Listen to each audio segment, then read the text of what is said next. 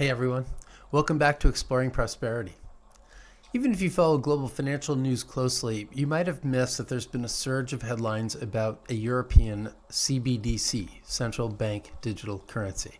Specifically, what's now being called the ECB-backed Digital Euro. Just 2 days ago, the European Central Bank announced that they've selected key technology partners to build the infrastructure for this potential digital euro. This is happening as the preparation phase wraps up this month.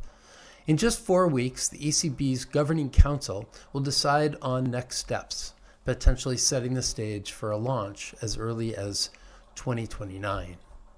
Here in the US, the GOP sweep in 2024 effectively halted all CBDC development, but progress in the EU and other regions could lower barriers and even create momentum for a US CBDC down the road. So what exactly is a CBDC, and what are the potential threats to individual privacy, financial freedom, and even banking stability? To help answer these questions, I'm reposting an insightful interview I did with Nick Anthony, author of Digital Currency or Digital Control, a book I highly recommend reading. Nick breaks it all down in plain terms, from how these systems got started to why they pose serious threats to freedom and individual rights. So let's dive in. I wholly agree that a CBDC gives too much power to the state, and that's something that everyone should be concerned of, Republicans and Democrats alike. It's not something that you want, and it goes to the time-old adage of if you're concerned about the power, good. If you're not concerned, just imagine what happens when the other team is in power. There was a flurry of people saying we have to do this too because China's doing it. The benefit to proponents now is that the EU is generally not considered an authoritarian regime. And so they have a our friends are doing it argument. Because it's a liability of the Federal Reserve, in addition to creating these problems with runs, it's going to increase the cost of credit because banks can't use it as a source of funding to make loans. When officials are saying that the sovereignty is under fire and we need to launch something, it's our monopoly is under fire. We don't like that people are turning to something that serves them more. I don't often think about it this way, but money and our financial transactions reveals really who we are and what we do. Morning, Nick. Good morning, Bob. Thank you for having me. Thank you so much for coming on. I'm really excited to talk about this topic that is such a charged topic in so far relatively small quarters of the world because a lot of people don't know what CBDCs are yet. And you are the closest thing to a complete expert that I could ever find. And I'm really impressed that you're writing a book on it. Tell us about that. Titled Digital Currency or Digital Control.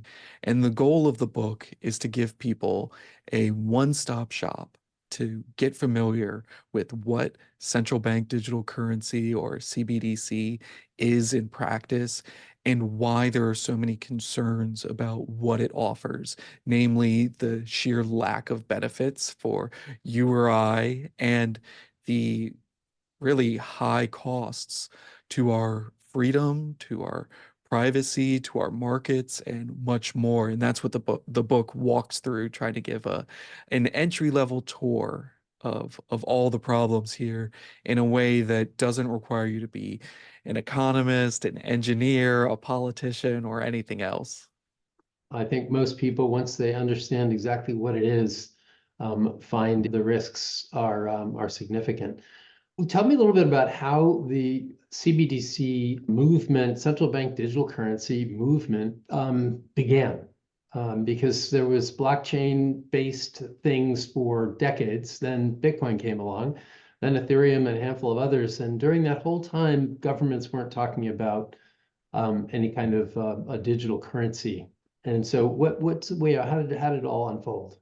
Looking back, it's a little unbelievable to see where we are now, that we're having this conversation, that it's something that comes up in the presidential campaign, that it's something that we see in headlines, because in 2016, 17, 18, it was mostly a niche issue.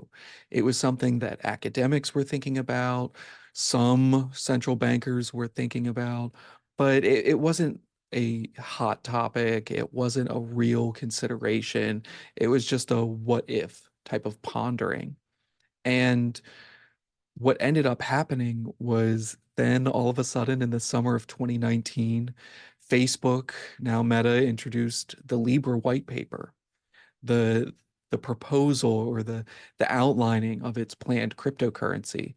And that really sent policymakers into a frenzy. They were worried it would jeopardize their stance on money. They were worried that it would introduce new competition into a realm that's been a monopoly for a long time. And they started to say, we need something. We need something to push back and stomp this out. And that idea ended up turning to, we need a central bank digital currency. We need a CBDC. And since then, you can see that the conversation has just skyrocketed. Anybody can go on Google Trends, for example. I always try to point this out. You can go on Google Trends, look at interest in CBDC, and you'll see right after the summer of 2019 is when it just skyrockets. And unfortunately, that really shows kind of the naked truth that this is an initiative to try to stomp out alternative money. We should define exactly what it is. What is a central bank digital currency? Because if people are thinking that electronically transmitted funds are the norm today, then what is it that distinguishes this central bank digital currency from normal central bank operations as we know it?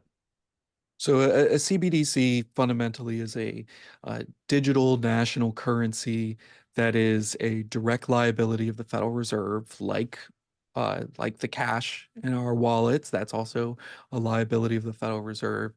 But unlike that cash in our wallets, it doesn't have the privacy protections that cash provides due to its analog nature or the finality, in that it opens up a direct line between the central bank and people on the street so that they can see where the money is moving, and also they can have a hand in undoing transactions or halting transactions. And you're exactly right that here in 2024, digital currency does not sound like that much of an innovation, given we all use debit cards, credit cards, PayPal, Venmo, cryptocurrencies, and the like to make payments. But this is a very radical difference because we're talking about having that direct line between the government and citizens. That is really the radical change here, where there's long been this buffer or this air gap where private companies, whether they be banks, money transmitters, or the like, have operated. Now you're talking about replacing them with the government. This show is being brought to you by our sponsor, Trueflation. Professional investors and economists and probably any casual observers know that government inflation statistics are only an approximation of what real inflation is. Not only that, but the government has a conflict of interest because high inflation can be so damaging to the economy, the deficit, and our $36 trillion in debt.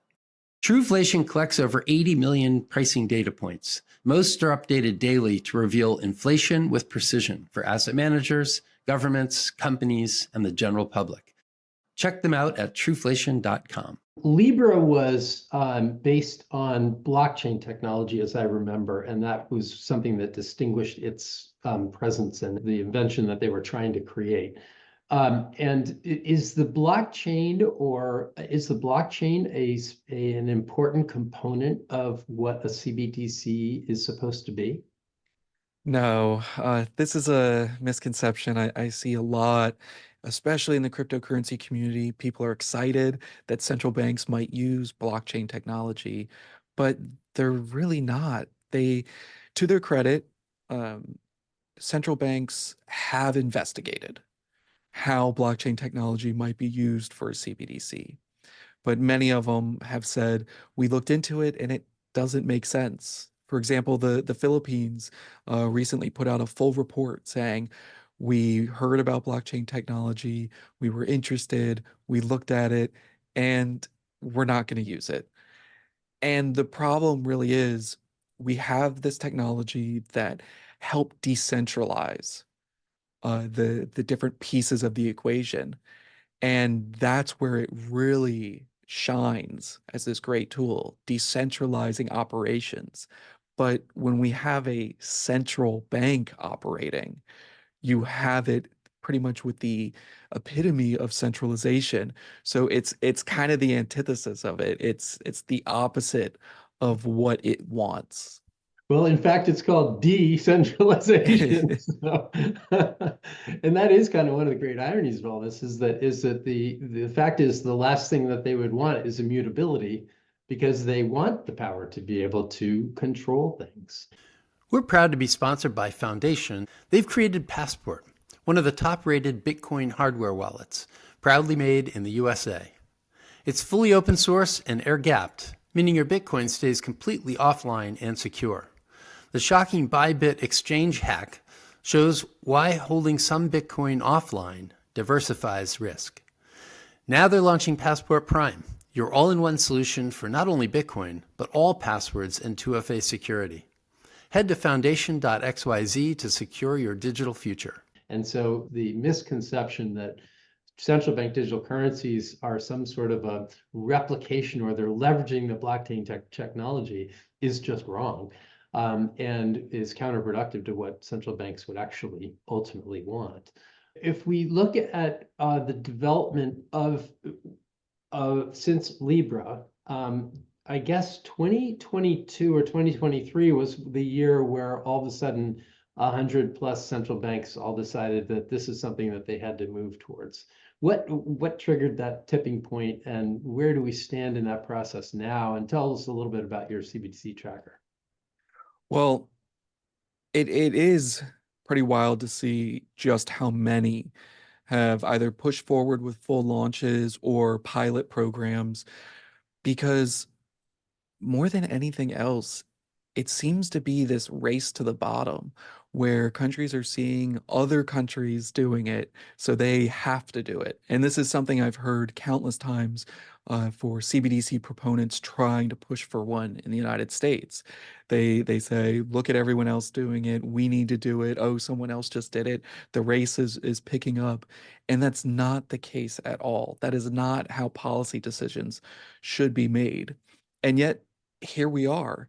Right now, the Human Rights Foundation CBDC tracker has about 11 countries, and the 8 islands that compose the Eastern Caribbean Currency Union have launched CBDCs. 37 countries and Hong Kong have pilot programs, and then 65 countries, 2 currency unions, and Macau are researching CBDCs. So it's something that is spreading more and more across the world, and something that seems to be picking up steam in kind of all the worst ways, because as more are launched, we're seeing it pan out as being largely a failure in practice. But it's very difficult for central banks to let go of it because so many of them have staked their reputation, their credibility, their time, their money on having this be some panacea that it just can't be. It's that brings up a topic I was going to bring up later, and I think I will. Okay.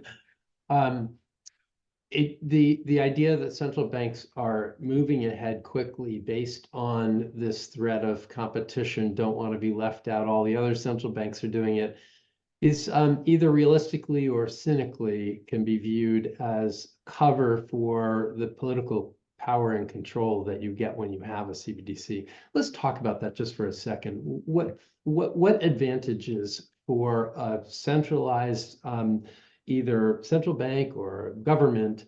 What tools are wind up in the toolbox once you launch a CBDC?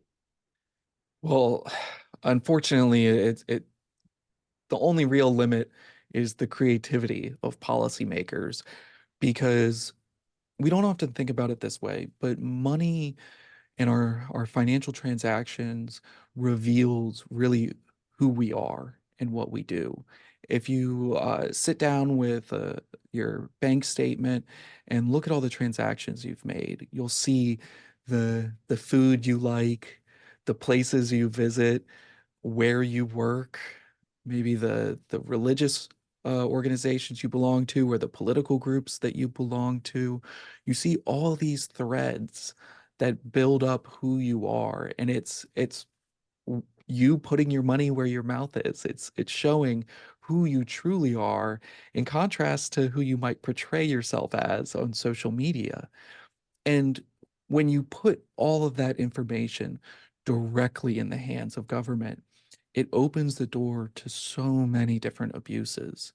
For instance, governments might lock people out of the financial system because they are in the opposition party, or they might lock people out of the financial system because they hold controversial views.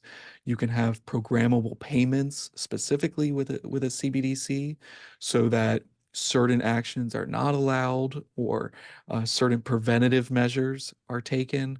An example I often give is I've heard CBDC proponents say that parents could program it so that children can't spend their allowances on candy and other sweets. Well, a government could do much the same to limit alcohol purchases or try to curb other spending. For example, how would a federally provided money ever be used for cannabis purchases that have been legalized at the state level? And so you open up all these different layers, and the list just goes on and on and on about all the potential complications that might just not be considered at first glance, and outright abuses when you have government officials seeking to act on this information. And that's where, without any substantial benefit provided for you and I, it's really not worth taking these risks, taking the risk of having these abuses take place, because we've seen throughout history that governments will always want to amass more power. This is a clear line that should be drawn to say, no, this is not something we're going to move forward with. Well, there are lots of examples of this having already occurred without the central bank digital currencies. For instance, choke point 1.0 under the Obama administration, where they targeted some industries like payday lending and gun manufacturers or retailers. And in the latest iteration, choke point 2.0, that Nick Carter made famous, they targeted the banking regulations around crypto, as well as other components that they had leverage over. But that was maneuvering a bureaucracy, and it took a lot of bureaucratic creativity to get that done. I suppose the real danger of a CBDC is all you need is one guy to lean over and click his keyboard a few times, and it's done. And so I think that's the main problem. Now, when you look at what the ECB has been talking about, because they seem to be very enthusiastic about introducing a CBDC in Europe, and that so far their investigation into it leads them to want a retail CBDC. And we'll talk about the difference between retail and wholesale in a minute, but they've made a big push for privacy as the number one priority. And yet my real question to those experts like you about CBDCs is, isn't this just a software? And that if you start a CBDC with a set of rules, that those rules could easily be changed over time? Political priorities or not, it could just be bureaucratic priorities. Well, that is spot on. And that is one of my biggest concerns. But let me just be clear for 1 second. As much as they say that they are prioritizing privacy, it is not private in that your records are private from the government, because they're still going to require know your customer or KYC and AML or anti-money laundering requirements to identify who you are, where you work, where you live, and the like. But with that said, you're absolutely right.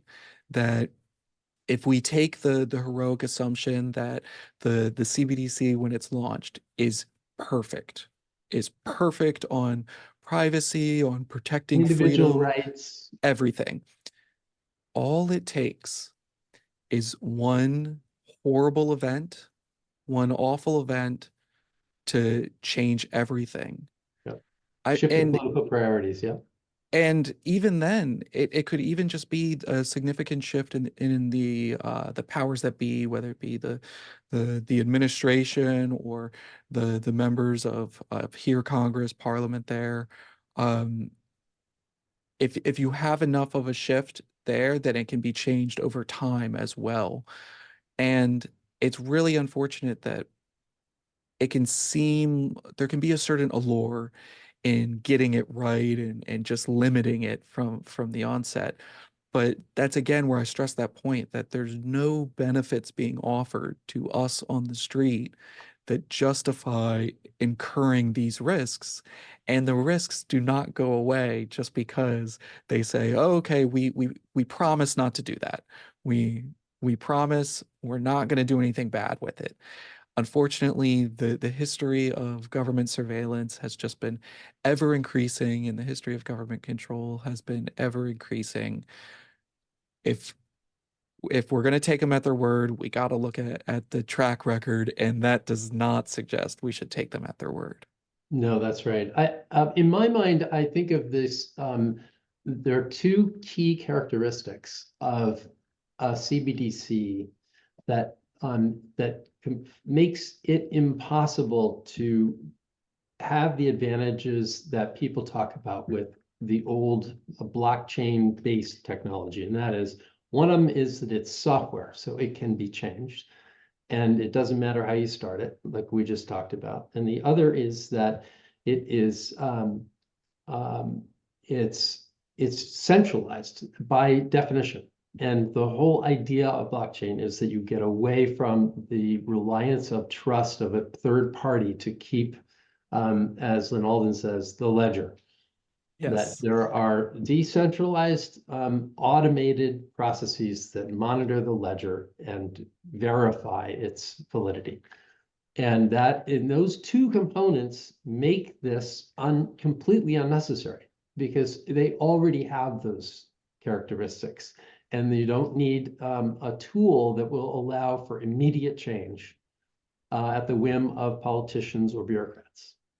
And Is that okay? yeah, and I was just about to say that's such a good point to stress, because even if we scale back a little bit from the blockchain perspective, I've also heard somewhat relatedly people say, well, if they just make it open source, that will solve it. That will protect us. And to that, your point is spot on, because they can make it open source and we can see the problems that are in it, but that doesn't mean we can change it. That doesn't mean we can stop them from doing these things or stop them from changing what it is and just publishing it again. A great example is the US code is available for anyone to go read through, and yet there are clear abuses of power in it. The Bank Secrecy Act is public and available for anyone to read, and it's what opens the door to financial surveillance in the modern era, and yet it's going on every day. It's happening every day unchanged. And what generally we have seen that truths come out over time so that we can look back and say, wow, 4 years ago, they broke the law. They did not follow what this code was supposed to say. And you can't change it. It doesn't matter. And so and then they become emboldened and can continue to do that. And there are so many examples of that. Unfortunately, and that's why you're absolutely right that it's easy to get trapped with these with the siren song here, but it really is pulling us into the rocks, and it's really unfortunate. I hate that it has to be such a pessimistic viewpoint or perspective, but that is the reality of working with governments. So last week, Chair Powell gave testimony in the Senate Banking and Committee. What's the rest of the name of it? The Banking Oh and gosh, yeah, I it always doesn't call it matter. the banking committee, but I think it's the Senate Committee on Banking, Housing, and Urban Yes, Affairs. that's exactly right. And Senator Kevin Kramer from, I believe, South Dakota, asked Chair Powell about CBDCs, and he used words that were very encouraging. Yesterday, I noticed a tweet by Tom Emmers. He said, "If you think they're dismissing the CBDC, think again." And he attached the picture of a Fed document that had CBDCs as a major chapter. What was his testimony, and can we be encouraged that Chair Powell says that CBDCs are contrary to the founding principles of our country, as he alluded to the other day, and yet the Federal Reserve may still be pursuing the idea of a central bank digital currency? I think so. Powell's testimony, when he said that the Fed is nowhere near launching a CBDC and that they don't want to, or he doesn't want to see the Fed launch something to spy on Americans, was really good to hear. That's a great thing to hear, and people should be happy about that. I do want to caution people from being overly optimistic, though, because Powell has made somewhat similar remarks, not quite as strong, but somewhat similar remarks in the past. But I don't want people to think, oh, we don't need to do anything. The Fed does not have to have its authority constrained because they're not interested in pushing forward. It's not like with President Lagarde at the ECB. It's not like they're charging forward on this. And while it's true that he is not enthusiastic about it, we also have to be careful about what the Fed's authorities are. And when asked about that, he notably said that the Fed does not have the authority to launch a retail CBDC, but it's an open question about an intermediated or wholesale CBDC when he was asked in the spring of 2023. Now, fast forward to last week, after he made the comments about how he was not interested in having a surveillance tool launched by the Federal Reserve, he was then asked by Senator Cynthia Lummis again about his stance on CBDCs. And he added an extra note there saying that if they ever do it, they would do it as an intermediated CBDC. And so I think that people need to be cautious. They can be happy and celebrate this moment, but also be cautious that Powell is not going to be the chair of the Federal Reserve forever. And there may be a crisis just around the corner in the not too distant future that changes things dramatically. So it is really important that even with that, Congress still pushes forward and restrains the Federal Reserve and says clearly only Congress can authorize the creation of a CBDC in any form.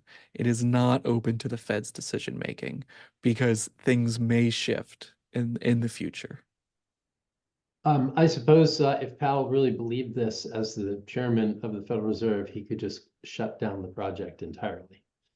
Yes, And and there is that as well, that we see pilots happening at not all, sorry, at many of the regional banks and research going on at the Federal Reserve Board, and it's still very much active in this space.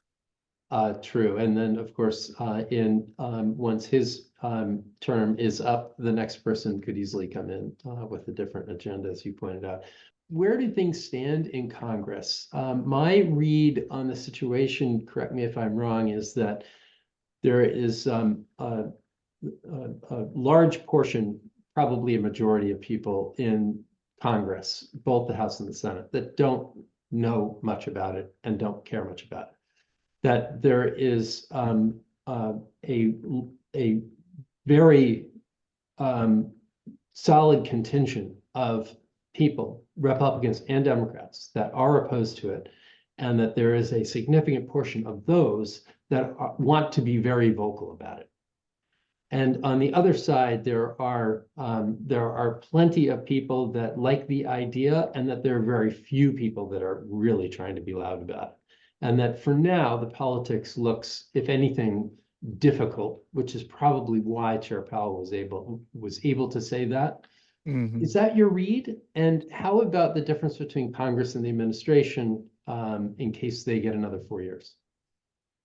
That very much is my read, and I'll give credit to Representative Emmer for pushing so much to raise awareness in the space, because you're absolutely right that there are many members of Congress, and it seems to be increasing over time, that are speaking out against CBDCs, and those in favor have become quiet over time. The one point that I'll just add, though, is I do wonder what's going to happen after the election, because we've seen this silence kind of be created as we lean in towards the election, where Republicans are trying to take a stance against CBDCs, but Democrats aren't really taking a stance either way. And it makes me almost wonder if, once the election is over, if it ends in their favor or not, they'll then show where they're really standing on this in mass, recognizing that right now the issue is, quite frankly, as Victoria Guida described it in Politico recently, politically toxic. It's become such a hot issue that if they do want to say something positive about it, it's not going to play well for them in the election. And the administration recognizes this too, because previously President Biden had issued an executive order that, amidst other things, placed the quote highest urgency on developing a CBDC. He brought on former Vice Chair Lael Brainerd from the Federal Reserve to be one of his top economic advisors. Brainerd had been the leading proponent of CBDCs at the Federal Reserve for probably 6 or 7 years at that point. And notably, when she was asked about CBDCs, I believe it was just a couple months ago, the White House said she had no position. There was no position at all, which again seems much more likely that they wanted to stay out of the conversation due to the political toxicity than really her having no position on something she campaigned for 7 years. Oh, That's probably very wise. We have with Bitcoin ETFs having just launched with such evident popularity, it does seem dangerous to start trying to do anything that would oppose this movement without getting the quick read in November on just exactly how strongly is everybody feeling this. And there will be a number of elections that where the whole idea of crypto, Bitcoin in particular, decentralized finance as a general concept will be put to the test. And I know that the crypto community is pretty optimistic that it's going to shift their way, but you never know with elections. I thought we'd pivot a little bit. I've done some work in this area, as you have, about what is it that the non-governmental people, like, I understand why bureaucrats would want this power and be trying to get it. But what about the people who are not in power? People in Congress or outside folks who think this is a great idea? And I think we should probably start with Europe, because they have probably one of the simplest, most appealing messages, which is the world of finance has invaded our territory, and we need to protect the sovereignty of our financial system. And that is why we must have a digital currency, a digital euro, so that we can maintain sovereign control over our money. And that is because payments companies and banks and the global financial system has imposed itself in Europe without very many European players involved. And the whole world of blockchain, where it's not only foreign companies, but now non-foreign entities that seem to also be chipping away at this concept of their own sovereignty. That is what the proponents in Europe are leaning into. How effective is this going to be? Do you have any insight into what's going on in the politics of Europe?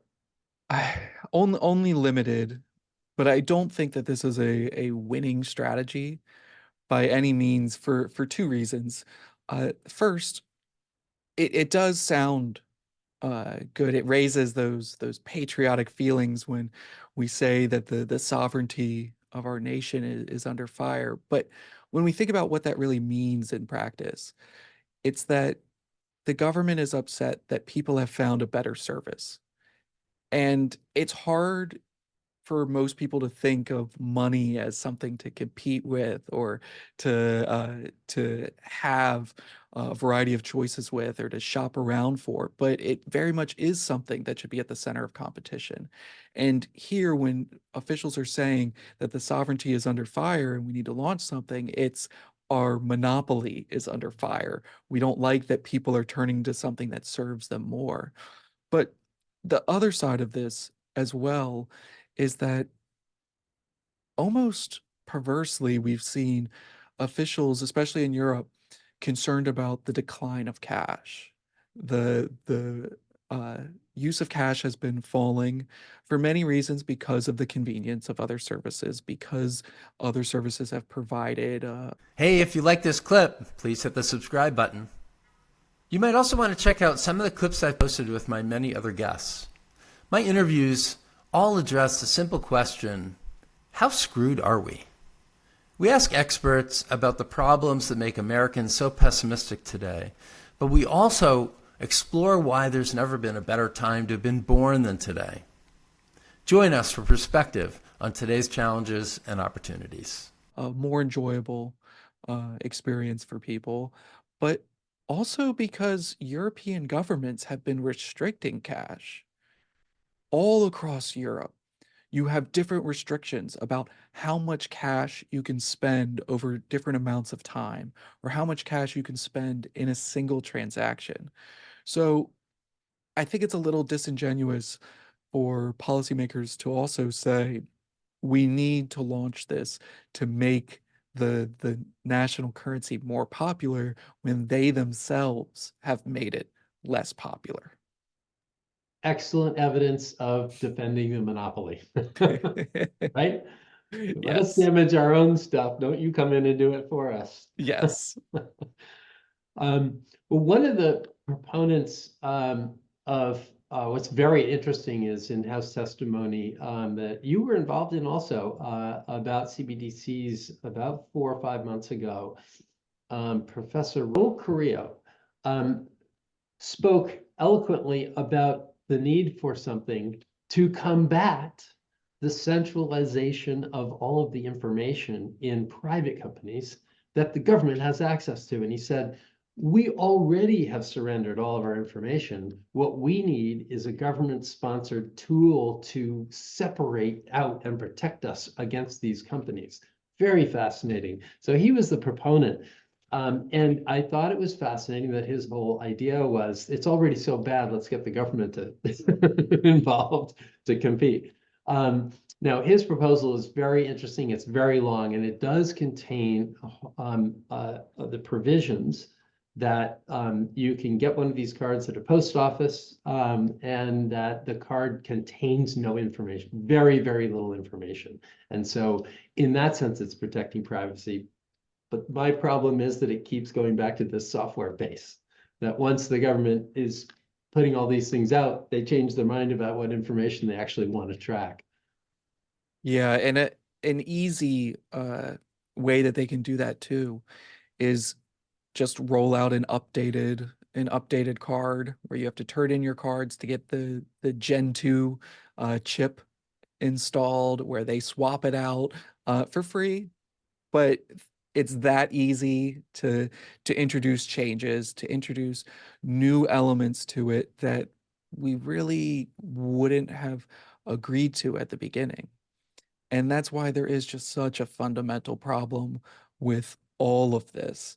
And to his credit, though, I'll say he's absolutely right that people do not realize how much, or rather how little financial privacy that we have in the modern era. As I mentioned before, things like the Bank Secrecy Act have given way to the government collecting our financial records. It's just that the private sector operates as this kind of air gap in between where governments have to go through them, go through different compliance standards to get that information. They most often ultimately get it, but it acts as a certain buffer. And instead, with a CBDC, we're talking about having that information by default with the government. And important to stress, while there are problems with data collection in the private sector, the the state has very much a monopoly on violence. The state is the only one that can lock you up, that can put you in jail under questionable charges, that can halt your life at an instant. There are problems that need to be fixed in the modern financial system, but I don't think we should make it worse for that. Yeah, I think that that's the really important distinguishing characteristic is the government has force and private companies don't. And private companies from time to time come out publicly and say the government's asking us for this information, and they benefit for their customers on behalf of their customers. They stand up against it and bring attention to it. It serves as a modest and probably quite an effective break, but at least it's a break nonetheless. And it does allow for public disclosure of something in real time that you would never expect to see from the government itself. So one of the proponents is that they're already collecting all this information, and we talked about that. Another proponent, this might be a good time to talk about the difference between a wholesale and a retail CBDC, because a lot of the proponents, particularly in the United States, are very concerned about getting towards that retail CBDC and looking like they favor that for all the reasons we've discussed, particularly the surveillance and control aspect of it.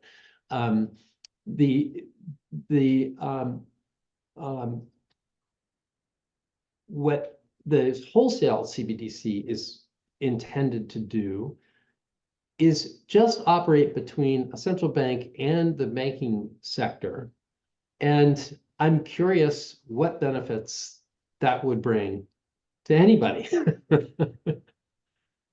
Not many. And do I have if the any wholesale at all. definition correct? Yeah. So just thinking about it as being restricted. So the separation is whether it's just for the banks or if it's just for individuals. And on the wholesale level, we're talking about a very small group of organizations that would have access to it. And so it's a CBDC limited to that group. But why we would need to reinvent the system to do that is just unclear. To his credit, Chair Powell said that before Congress. He said, why we would need to do this, I'm not sure, because the system already is undergoing improvements and there's not that many big obstacles there. Whereas you have then the retail is reinventing the money that everyone operates, and that's where you have radical changes taking place. One of the most interesting components of a retail CBDC is that it is a direct liability of the central bank, and therefore completely undermines the fractional reserve banking system. And I found this to be fascinating when I learned it, that in times of stress, the government fortifies the banking system so that they somewhat control who it is that's losing money when a bank has run into problems for some reason. Often it's credit related. But whatever the reason, they have the ability to fortify the system by either allowing that bank to fail or fortifying that bank or whatever the actions are that they decide to take. But in times of stress with the retail CBDC, why would anybody want to keep their money in a bank when I could just have a direct liability with the central bank? And therefore, in times of calm, why wouldn't people be shifting their money to the Federal Reserve as the ultimate safety net? That is maybe one of the most in the weeds issues, but one of the biggest issues, and how they're going to solve this problem really isn't clear. You're absolutely right that there is this kind of trade-off taking place where it could very much undermine the banking system and lead to more crises in the future. And that is not exactly something that I expected to see the government effectively promoting, but it also has a unfortunate aspect of, because it's a liability of the Federal Reserve, in addition to creating these problems with runs, it's going to increase the cost of credit because banks can't use it as a source of funding to make loans. So you're talking about reducing the deposit base, reducing the supply of loanable funds.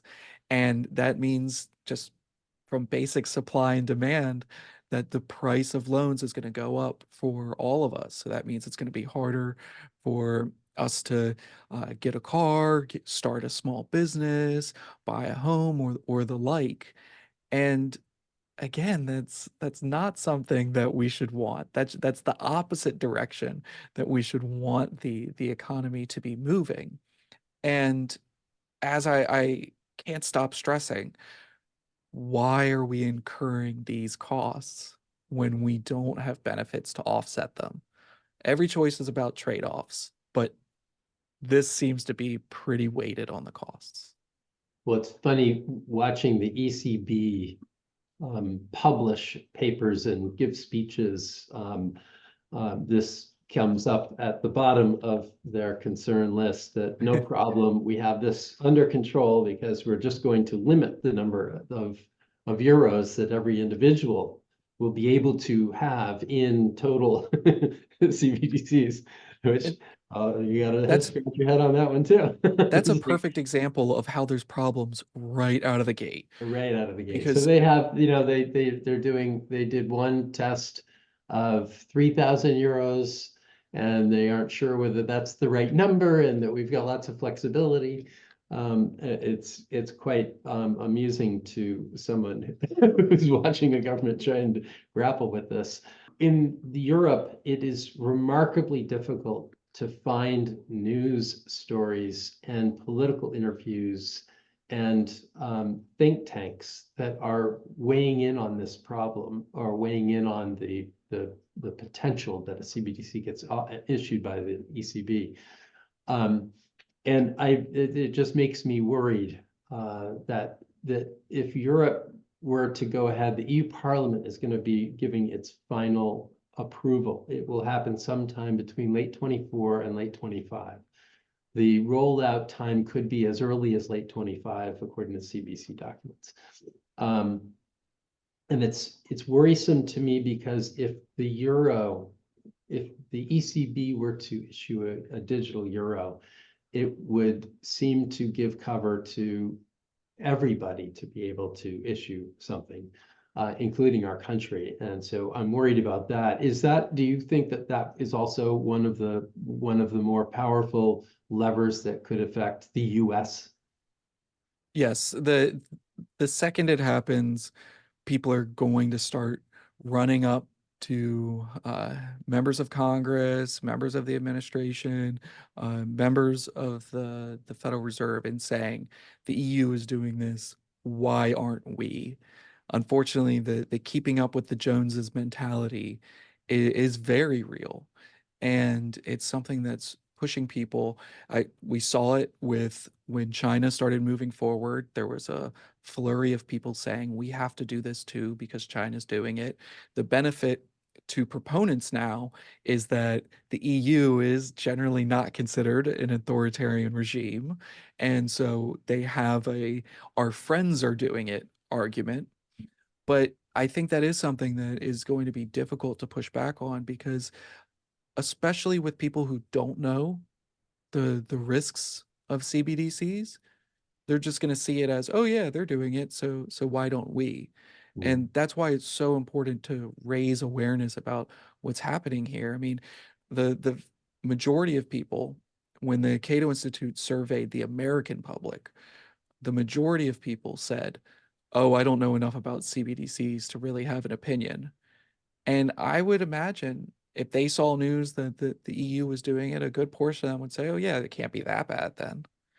And unfortunately, it very much is that bad, and it's why we can't be led by that bandwagon effect. But again, that really requires raising a lot of awareness, which again, thank you for having me on this show, because that's what it's all about, getting it out there so the public can know what's happening before it happens. Yeah, it is really true. I think that it is the Chair Powell's comments, I do believe, as encouraging as it was to hear them, I do think that it raises a much bigger risk of complacency. And you all did that opinion poll. It's also very hard to find any other opinion polls on it. And so keep up the good work. I hope you I hope you can do another one. I guess it's coming up on a year, isn't it? Or Yeah, do you plan to do it annually? we are planning to do another one, just because we're not sure if we want to do it annually or staggered a little bit more. But we are planning to do another one because one of the really interesting insights from that poll was, I said a moment ago that most people don't know what's going on. Um, but we also walked people through trying to be as balanced as possible, saying, here's what proponents say a CBDC will achieve. And list it out, like it'll give you faster payments, it'll give you programmable payments, it'll give you lower fees and the like.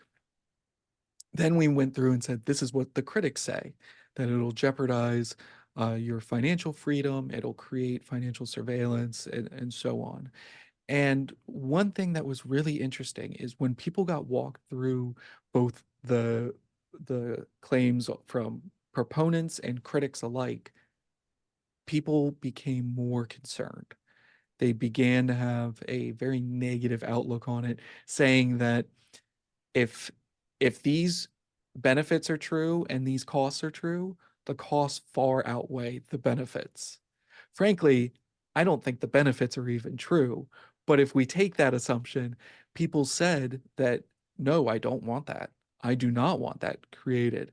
And so I'm very interested to see over time if people start leaning more and more towards a negative perception of CBDCs as awareness rises. So whether it's going to be an annual or maybe biannual is still being hashed out, but it is something we want to repeat to get more information out there. It was encouraging in the hearing, the House Financial Services Committee hearing on CBDCs, which I highly recommend people review. There were two Democrats that said different things that were very encouraging. One of them said, let me get this straight. If people use CBDCs, they will want to put their money into the central bank and take it out of banks, and that would undermine our fractional reserve banking system. Is that correct? And Professor Christine Skinner said yes. And he said, well, then what problem do we have with other countries doing it? Europe, have at it. If you want to ruin your banking system, go for it. But us, no. And then the ranking member, whose name I'm forgetting, he's from California, he said, this sounds really great, that whoever's in charge can control the money. And the last thing I want to do is let the other side have that control. So no way. I want to give And some credit to him. I think that was Representative Brad Sherman it that was. said that. That's right. And I have to say, he has had some bombastic Surprisingly. opinions over the years, but that was a very interestingly nuanced position. He said that he doesn't like cryptocurrency because it gives too much power to the private sector. And for the same reason, he doesn't like central bank digital currency because it gives too much power to the public sector. And I've criticized Representative Sherman on his takes many times, but I'll give credit where it's due. That is a very interesting and nuanced position to take. And I wholly agree that a CBDC gives too much power to the state, and that's something that everyone should be concerned of, Republicans and Democrats alike. It's not something that you want, and it goes to the time-old adage of, if you're concerned about the power, good. If you're not concerned, just imagine what happens when the other team is in power. Yep, that's it. And that's when things quickly change. So let's go down the road and assume that this movement can't be stopped. And let's look at what it's so evident to me, at least, that the government wins, people lose. So what is the uptake? So as we look around at some of the countries that have been quick out of the box, I assume that they have more need for control, Nigeria in particular. And what has been the reaction in the public? And should we extrapolate ahead and think that it would be very difficult for countries or governments to actually impose a CBDC if they launch them? I think the consistent thread across all the CBDCs that have been launched is just a failure to encourage adoption, or a failure to get genuine adoption. We've seen even in China, for instance, where governments have given out money through like a lottery system. They try to get participants by saying, here's free money. You just have to create a CBDC account and use the CBDC. We've seen that in Jamaica, in the Eastern Caribbean, in the Bahamas, where they're trying to use these incentive programs. One of the biggest problems is that people just spend the money they got and then they never use the account again. There's not a genuine need here. Like we said at the very beginning, digital currency is not an innovation of itself, in and of itself, in 2024. If it was 1995, we'd probably see a different story. But unfortunately, it goes a little beyond that, because in the best case, it's a waste of money because no one's using it. But in the worst case, we're already seeing how governments are trying to not lose face, not lose credibility by forcing adoption. And as you mentioned, Nigeria really is an example of that taking place, where adoption was at 0.5% in the country of I believe it's I might be off by a zero. It's either 200 million or 20 million, but you had adoption at 0.5%. And after some attempts to increase it through modest means, the government finally effectively engineered a cash shortage by pulling cash off the streets in a very quick timeline. And that resulted in riots in the streets, protests outside banks, People didn't going like that, hungry. huh? People were upset, Go figure. and rightly so. And yet I can't believe the audacity of it, but Central Bank Governor Godwin Emefiele said it was a success. The digital currency emerged as the currency of choice because it went from 0.5% adoption to 6% adoption. By forcing people to use it, he called it a success. And so it's really not a success anywhere. People just aren't interested in the idea. Sure, if you give them free money, they might use it for a little while, but it's not solving a problem that is core to people's lives. That is what is supposed to happen. And that is not happening here. And that's why, again, it's just a really unfortunate situation to have governments latched on so deeply to an idea that really only introduces problems. Yeah, I'm hopeful that that would be the course. Unfortunately, in Nigeria, we've seen just in the last week how they have and I think it's related. They're doing what other countries that are more sophisticated, you would call it capital controls, but they're trying to shut down the ability for their own citizens to be able to move their money into different types of currencies, particularly cryptocurrencies. And it's likely that when you start messing with the money, you wind up with bigger political problems, would be my guess. Any thoughts on that? Well, I think you described it perfectly. I would only add it's the same thing that you were mentioning about what's going on in Europe, where countries want to protect their sovereignty, but really what they're doing is stopping their citizens from accessing what they prefer, from what's serving them better. And in Nigeria, with the attempts to prohibit both explicitly and effectively the use of cryptocurrency, it's the same thing. The Naira has a horrible track record of maintaining its value, so it should be no surprise that people are turning to alternatives, both in cryptocurrency and foreign currency. And it's really unfortunate that the government is trying to trap them with the Naira, whether it's digital, analog, or any other form. Well, Nick, this has been fantastic. Where can I send people to see your work? And when the book comes out, we'll be sure to go out with letting everybody know it's available.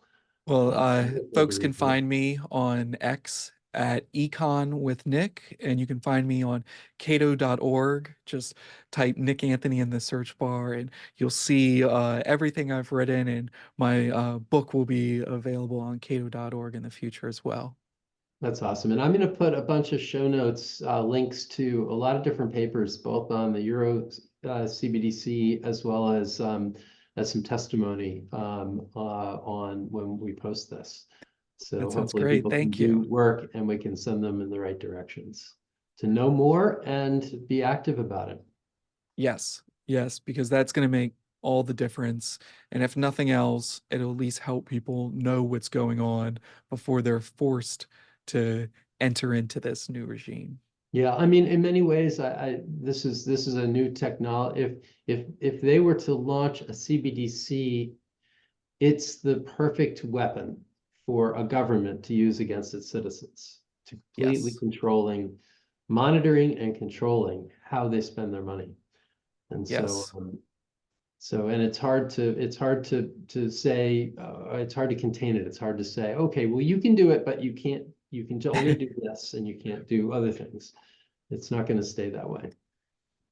Unfortunately, I wish I could be that optimistic, but the history of government policies just it does not paint that picture. No, it doesn't. It doesn't look good. Well, Nick, thanks so much, and I look forward to seeing you again soon. Thank you. I'll talk to you soon. Hey, if you like this clip, please hit the subscribe button. You might also want to check out some of the clips I've posted with my many other guests. My interviews all address the simple question, how screwed are we? We ask experts about the problems that make Americans so pessimistic today, but we also explore why there's never been a better time to have been born than today. Join us for perspective on today's challenges and opportunities.